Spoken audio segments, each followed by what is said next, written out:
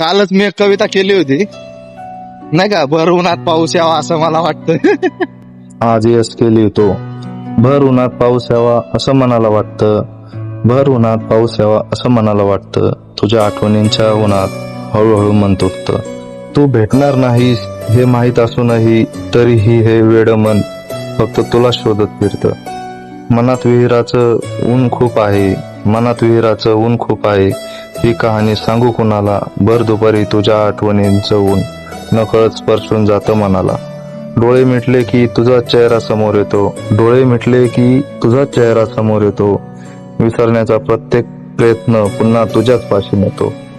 असा प्रत्येक क्षण हवा तू असावी माझ्या सोबतीला. तुझ्या सहवासातच हरून जावं एवढं वाटतं मला.